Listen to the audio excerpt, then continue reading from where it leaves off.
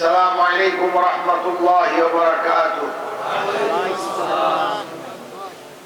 نحمده ونصلي على رسوله الكريم، أما بعد، فأعوذ بالله من الشيطان الرجيم. بسم الله الرحمن الرحيم. والعصر إن الإنسان لفي خسر إلا الذين آمنوا وعملوا الصالحات وتواصوا بالحق وتواصوا بالصبر. وقال رسول الله صلى الله عليه وسلم: انصر أخاك الظالم والمظلوم. সম্মানিত প্রবোধি জলসার সভাপতি, আমন্ত্রিত অনামন্ত্রিত উলামায়ে কেরাম, মুরব্বিয়ানে এজাম, যুবক ভাইরা, পর্দার আড়ালে মা ও বোনেরা, আমি যে সূরাটি তেলাওয়াত করেছি এর মধ্যে আল্লাহ তাআলা চারটা জিনিসের কথা উল্লেখ করেছে। চারটা পয়েন্ট, চারটা বিষয়বস্তু বা চারটা আমল বলতে পারে। এই চারটাই একটা মানুষের মধ্যে থাকতে হবে দুনিয়া ও আখিরাতের শান্তির জন্য, এবং দুনিয়া ও আখিরাতের পেরেশানি মুক্ত থাকার জন্য, সফলতার জন্য, কামিয়াবের জন্য চারটাই লাগে। একজন মানুষ আপনার আবরণের জন্য গেঞ্জি পরে, পাঞ্জাবি পরে, লুঙ্গি পরে, জায়গা পরে থাকতেছে। আবরণ ঢাকার জন্য কয়টা? শত ঢাকার জন্য, আবরণের জন্য চারটা দরকার। চারটাই মানুষ প্রমাণ। এইভাবে চারটা আমল লাগবে, চারটে লাগবে। তিনটা হলে হবে না, দুইটা হলে হবে না, একটা হলে হবে না, চারটাই লাগবে। আখিরাতে আপনার আযাব আসবে, মওত থেকে শুরু হবে। যদি মুমিন না হয়, চারটা যদি না থাকে, তাহলে মওত থেকে আযাব শুরু হবে। কবরের আযাব, হাশরের আযাব, পুরসিরাতের আযাব, দুজখের আযাব, এইগুলি থেকে মুক্তি পাইতে হলে চারটাই লাগে। এই চারটা জিনিস অর্জন করার জন্য কি আপনারা প্রস্তুত? তাহলে বলবো চারটা জিনিস কি? শুনবেন তো শেষ পর্যন্ত, না দুইটা শুনে চলে যাবেন?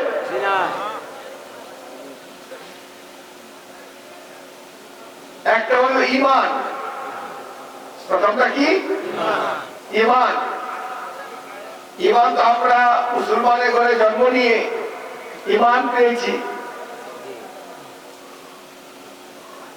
এইটা বিস্তারিত আলোচনা করার সুযোগ আছে, মানে তথ্য আছে, কথা আছে, কিন্তু আমি এই মুহূর্তে ওই দিকে যাব না। আমার মেইন পয়েন্টে আলোচনা করার চেষ্টা করব। 2 নম্বর হলো আমল। তবুও বলি ঈমান বিশ্বাসের নাম, নাকি? ঈমান অর্থ কি? দুইটা বিশ্বাস অতীব জরুরি, বরং তিনটা। একটা হলো উলুহিয়াত, রুবুবিয়াত, আর একটা হলো নবুওয়াত। উলুহিয়াত হলো আল্লাহ এক, কুল হুয়াল্লাহু আহাদ। আল্লাহ ছাড়া কোনো মাবুদ নাই। আল্লাহ কয়জন? না তিনজন? একজন। মাশাআল্লাহ। এটা হলো ওয়াহদানিয়াত, কুল হুয়াল্লাহু আহাদ, আল্লাহ এক।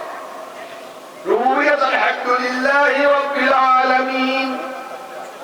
এটা হলো রুবুবিয়াত, আল্লাহ রব। আমাদের রব কে? আল্লাহ।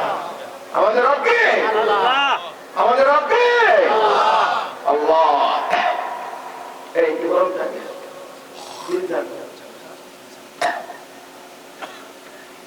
রব মানে কি? যিনি প্রতিপালক। রবের বাংলা আমরা বলি কি? প্রতিপালক। যিনি পালেন। আল্লাহ আমাদের সৃষ্টিকর্তা, সৃষ্টি করে তারপরে আমরা এত বানিয়েছিলাম না, কালবের থেকে বানিয়েছে কতটুকু? এই এতটুকু। এখান থেকে আস্তে আস্তে বড় হয়ে 3.5 হাত হলাম। এটা কে বানাইছে? পাসপোর্ট 3 ইঞ্চি 4 ইঞ্চি কে বানাইছে? কিভাবে? একদিনে? আস্তে আস্তে। মানে আস্তে আস্তে এই যে আল্লাহ আস্তে আস্তে ছোট থেকে বড় করলেন, এইটা আল্লাহ যে রুবুবিয়তের যে সিফাত, ওর দ্বারা আল্লাহ তাআলা আমাদেরকে বড় করছে। ছোট একটা গাছ লাগান, আস্তে আস্তে বড় হয়। কে বড় করে? আপনি তো গাছ লাগায় বাড়িতে ঘুমায় যান, গোবর টোবর দিয়ে বাড়িতে ঘুমায় যান, এটা বড় করে কে? এই যে বিচি আপনার মাটির নিচে পুঁতে রাখেন, লাউয়ের বিচি, এটাকে ফাটায় কে? কি ভাই কইতে শরম লাগে? হ্যাঁ, আমরা মহিলাদেরকে বলি দুরশিদ করেন আস্তে আস্তে, জিকির করেন আস্তে আস্তে, আপনারা আস্তে আস্তে। এই যে বিচি মাটির নিচে পুঁতে রেখে আসেন, এটাকে ফাটায় কে? জ্বালা ফালায় আসেন কেউ ধান, এটাকে ফাটায় কে? এটা আল্লাহ বললে আল্লাহ তাআলা খুশি হন। আমি চাচ্ছি আল্লাহ তাআলা আমাদের সকলের উপরে খুশি হয়ে যান। আলহামদুলিল্লাহ। তো এই যে এই কাজটা যে করেন কে? আল্লাহ। এইটা হলো ঈমান। আরেকটা হলো ঈমান, আরেকটা হলো মুহাম্মদুর রাসূলুল্লাহ সাল্লাল্লাহু আলাইহি ওয়াসাল্লাম। মুহাম্মদ ইবনে আব্দুল মুত্তালিব, মুহাম্মদ ইবনে আব্দুল্লাহ ইবনে আব্দুল মুত্তালিব, আব্দুল মুত্তালিবের ছেলে আব্দুল্লাহ, আব্দুল্লাহ ছেলে মুহাম্মদ সাল্লাল্লাহু আলাইহি ওয়াসাল্লাম। তিনি আল্লাহর রাসূল, নবীও রাসূল। এই কথার বিশ্বাস রাখা, কিসের দ্বারা বিশ্বাস? আত্মা রাখেন বিশ্বাস। বিশ্বাস কি দিয়ে করে মানুষ? অন্তর বিশ্বাস। এটা হইল মোটামুটি ঈমান। দুই নম্বর হলো আমল। বুনিয়াল ইসলাম আলা খামসিন, শাহাদাতি আল্লা ইলাহা ইল্লাল্লাহ ওয়া আন্না মুহাম্মাদান রাসূলুল্লাহ, ওয়া আন্না মুহাম্মাদান রাসূলুল্লাহ। আমল, এই ঈমান যেটা প্রথমে এসে গেছে, বাকি থাকতে হইল আমল, যেটা সূরা আসরের মধ্যে আছে। ওয়া ইকামিস সালাহ ওয়া ইতাইজ যাকাহ ওয়া সাওম রমাদান ওয়াল হজ্জ মান ইসতাতা ইলাইহি সাবিলা। এই চারটা, নামাজ, রোজা, হজ, যাকাত, এগুলি কি? এগুলো কি? আমল। আমল। এইগুলি এটা তো আমাদের মধ্যে আছে না? আছে, সবার মধ্যে আছে, সবার আছে। পরীক্ষা করলে আজকে বদরের নামাজ কে কে জমাতে সাথে বসছে? হাত তুলে দেখালে সত্য করে দেবে। অনেকে হাত তুলে নাই, নাই, 2 নম্বর নাই। ঈমান আছে আলহামদুলিল্লাহ। এটা যদি উনি মুক্তি বলে আমরা বিশ্বাস করি, যদি অন্তরে নাও থাকে, মুখ দিয়ে যদি বলে বিশ্বাস করি। নাই, নামাজ হইল সর্বশ্রেষ্ঠ আমল, সর্বাগ্রে নামাজের হিসাব সবার আগে। এই 4টার মধ্যে এই একটাই পাওয়া গেল না। এরকম ভাবে 4টা আমল ছাড়াও আরো বহু আমল আছে।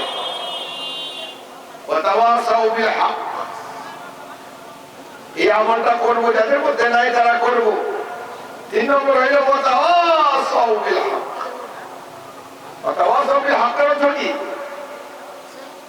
আল্লাহু আকবার। এর অর্থ হলো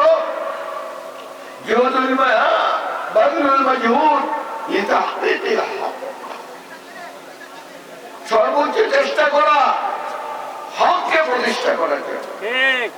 কাকে প্রতিষ্ঠা করার জন্য? হককে প্রতিষ্ঠা করার জন্য। হক কি জিনিস?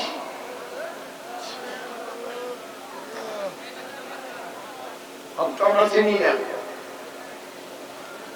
হক কি জিনিস?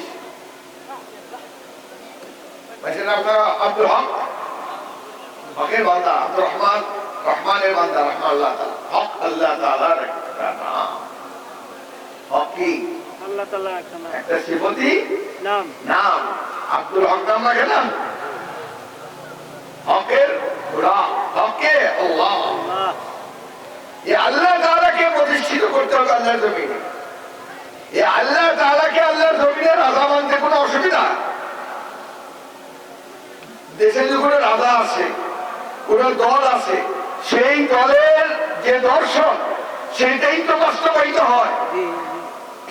যারা সমর্থন করে না তাদেরকে জোর করে সমর্থন করানো হয়, পুলিশ দিয়ে, বিডিআর দিয়ে, সেনাবাহিনী দিয়ে। আর আল্লাহ তাআলা বলেন রাজাধিরাজ মালিকুল মুলুক, বাদশাহের বাদশাহ, ওনার আইনকে আল্লাহ জমিনে চলতে পারে না। কি চলা উচিত? কথা কয় না, কথা কইবেন না। আল্লাহ আইন চলবে না, কারা চলবো না? আল্লাহ আইন কিভাবে চলবে? কিভাবে আল্লাহ আইন চলবে বলে? আলী রাদিয়াল্লাহু তাআলা আনহু জামানায় আপনার খাওয়ারিজ এবং এক জমাত, ওনার জমাত থেকে আলাদা হয়ে একটা আলাদা একটা জমাত হয়ে গেল, খাওয়ারিজ বলা। তো তাদের কথা ছিল, স্লোগান ছিল আল্লাহর হুকুম চলবে এখানে, আর কারোর হুকুম চলবে না। কোরআনের হুকুম চলবে, আর কোন হুকুম তারা মানে না। কারো পরামর্শ, কারো আপনার হুকুম আদেশ মানবে না। তো আব্দুল আব্বাস সুযোগ করার জন্য ওদের কাছে গিয়া বলে যে তোমরা আল্লাহর হুকুম চাও, আমাদের হুকুম কি কোন মানুষ যে আইসা ফায়সালা করবে তোমাদের মধ্যে? তো আল্লাহ তাআলার আইন হইল কোরআন। এই কোরআনকে, আল্লাহকে এখানে প্রতিষ্ঠিত আপনি কিভাবে করবেন? আল্লাহর আইনকে যদি প্রতিষ্ঠিত করেন আল্লাহ তাআলাই প্রতিষ্ঠিত হইলে, আল্লাহর কোরআন প্রতিষ্ঠিত হইলে। এখন বর্তমানে যারা আছেন বা ছিলেন বা আসার সম্ভাবনা আছে, তারা কি আল্লাহর জমিনে আইন, আল্লাহর আইন বাস্তবায়ন করবে? কোন প্রসপেক্টাস বা কোন ইশতেহার ঘোষণা করেছে? করেছে? তাহলে আল্লাহর জমিনে আল্লাহর আইন চলবে, এতে বাধা দেওয়ার কারো অধিকার আছে? অধিকার। এখন আপনি কি করতে পারেন? আপনার কি কর্তব্য?